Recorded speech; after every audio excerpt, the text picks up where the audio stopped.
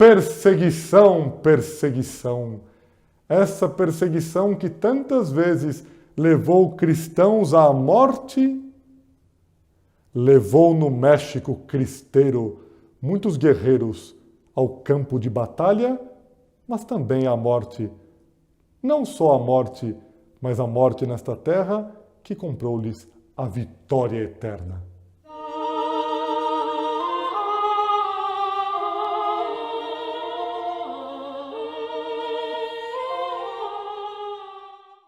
Em 1917 é um momento em que as leis no México, com uma nova Constituição, passam a perseguir ainda mais os cristãos, os católicos, que já sofriam tanto com leis iníquas que desejavam governar os costumes que Deus deseja que os homens sigam.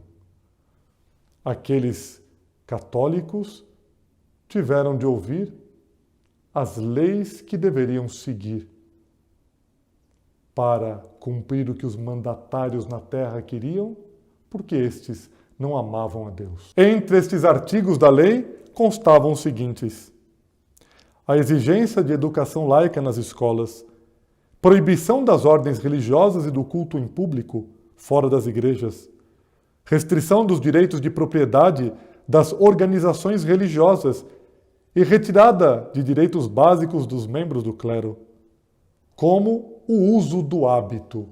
Até isso perseguiram, porque o hábito religioso muitas vezes indigna aqueles que vivem mal e que têm a consciência turvada diante de Deus. O direito de voto e de comentar assuntos da vida política, até da vida civil, os pobres religiosos foram cortados.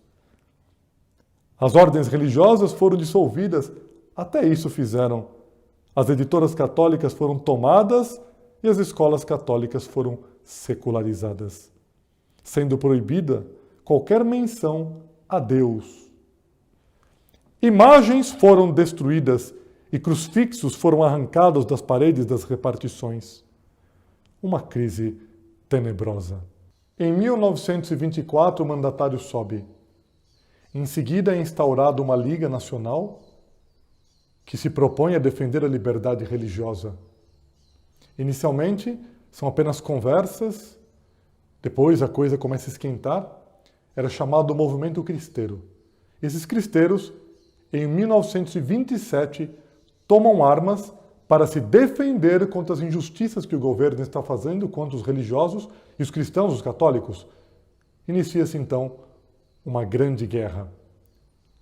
Os anos vão passando, a guerra cada vez fica mais acirrada, muitos morrem de um lado, de outro, até que, por fim, no meio de tudo isso, por uma trama que foi preparada pelo governo, uma amarração que fizeram, eles fazem um acordo com o Vaticano. E o Vaticano pede, como eles tinham combinado que seguiriam todas as normas, o Vaticano pede que todos os cristeiros se desarmem e aceitem a trégua de paz. O mandatário também aceita toda a combinação, que ele mesmo já havia feito uma combinação, uma trama. Em seguida, após os católicos serem desarmados, inicia-se uma grande perseguição. Em poucos meses, 500 líderes e 5.000 cristeiros são mortos, pendurados em postes, enforcados em árvores, mutilados, fuzilados, enterrados, e aquilo que parecia ser uma trégua se transformou no grande morticínio daqueles cristãos que resistiam contra um governo que desejava extirpar das terras mexicanas a fé de Cristo. Os anos se passam com tantas atrocidades, com tantos horrores, com tantas mortes. Nesses dias que estamos tratando aqui dos cristeiros, vocês ainda terão no programa Caminhando com os Santos a história do padre Miguel Pró, Beato Miguel Pró, e também de San José Sánchez del Río, um menino de 14 anos que foi morto em uma perseguição brutal. Isso é para verem o que os perseguidores são capazes de fazer contra aqueles que amam a nosso Senhor Jesus Cristo. Os católicos devem ser sempre firmes em sua fé, em defender a sua fé e dar o próprio sangue, mas inclusive em batalhar quando necessário, como fizeram esses cristeiros que se defenderam daquelas atrocidades, porque a fé de Cristo é fortaleza na terra, triunfo contra os infernos e glória na eternidade. Nós vamos pedir a estes cristeiros, esses mártires que no céu estão, que intercedam por nós, para que tenhamos força na batalha para servir a Nosso Senhor, a Nossa Senhora e a Santa Igreja neste mundo. Eu envio agora a minha bênção, você sabe, hoje rezarei por você. Que a bênção de Deus Todo-Poderoso, Pai e Filho e Espírito Santo, desça sobre vós e permaneça para sempre. Amém. Salve Maria!